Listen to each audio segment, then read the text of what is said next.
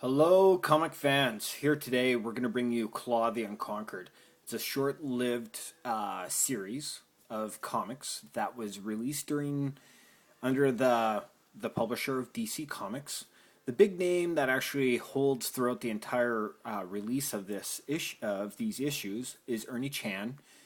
And Ernie Chan definitely did play a big role. He did a lot of the cover art at the beginning. He was a penciler, inker, and then not only that, but he had big roles later after leaving DC. He went on to working on to Conan, Doctor Strange, Luke Cage, and uh, and then he retired for a while, and then he actually is now working on a webcomic called The Vat. So speaking about Claw, Claw came out in June of '75.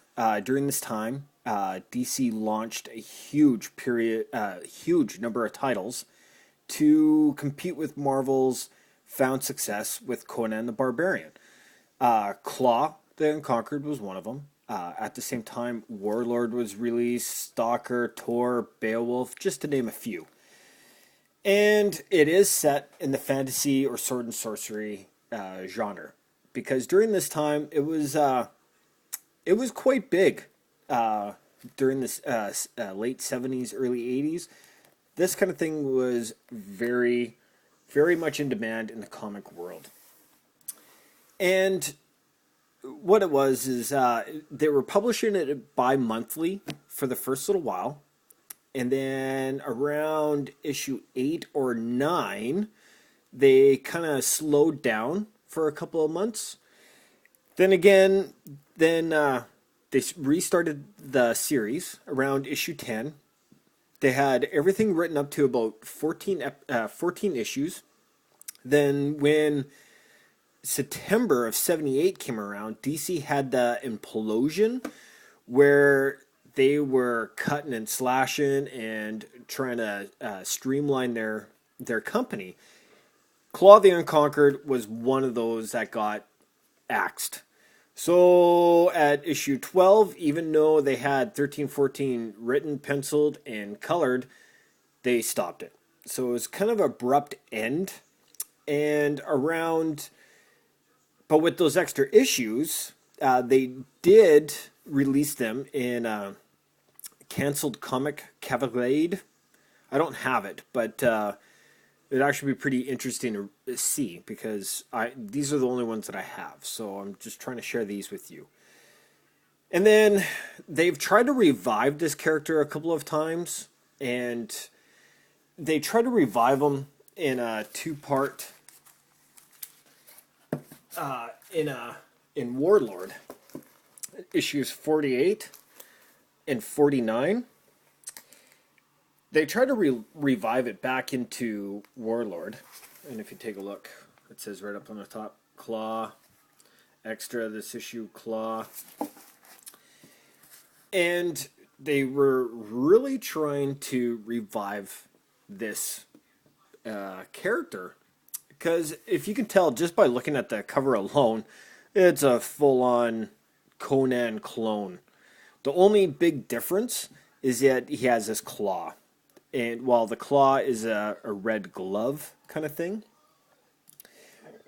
But what it is, he later finds out in the other issues, that his bloodline is part of a demon bloodline, where they all get a demon hand, which is at the time like a superior warrior. So that's where he gets his magical powers from. He is a swordsman, just like Conan, really. So we have like issue 1, 2, 3. And it's funny too, because if you look at the top, the world trembles before his deadly blade. Because, well, he's right-handed with a devil hand underneath a gauntlet with the sword. Yeah, he's probably pretty well skilled. So here's number 5. number 6, and if you take a look, that's Ernie Chan right there. But from number 6 on, that's where more people started getting involved in the comic. So Ernie Chan wasn't so much directly involved in it so much anymore. So the cover art started changing by different writers and artists. Number 8. Number 9. And then when you take a look at like number 10, for example, it's like the classic sword and sorcerer. But what makes it interesting is Joe Kubert started playing a role on these comic books. Just to say, because when Ernie Chan moved on to Conan, into the Marvel Universe, some of the people that were taking over was Joe Kubert, for example. And then, actually, in number 9, which I wanted to bring up, the inker started changing also. So this is like some of early Bob Layton's stuff from Claw. He was working with DC at the time. You have number 10, and then you have number 11. And like I said, the series ended at 12, but I don't have number 12. But when I look on eBay, for example, I'm sure a lot of you people do use eBay as a source of getting back issues and stuff. I see this whole series very cheap. Because I'm in Canada, shipping's always a lot more than what local Americans pay for each other.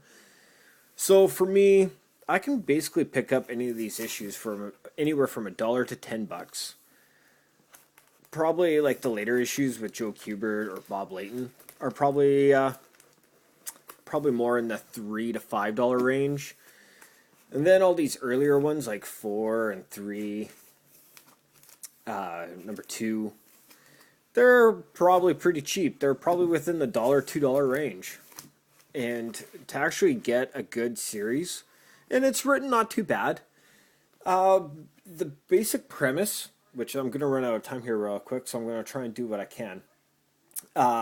It is based in an alien world, and there's 15 worlds. 7 of those are worlds of light, 7 of them are the worlds of shadow. And then the remaining world, which Claw is on, it's Pythera. And that planet was what hung it all into balance. So centuries ago, a Pythera man seeking arcane knowledge that might help better his world accidentally released a demon that attempted to possess him. Though the man managed to exorcise the beast, it left his mark upon him, transferring his right hand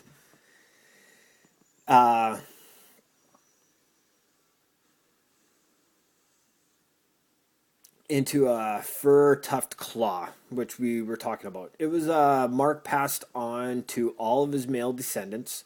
The greatest of these descendants were Valken, also known Claw, who wore a crimson gauntlet to hide his deformity.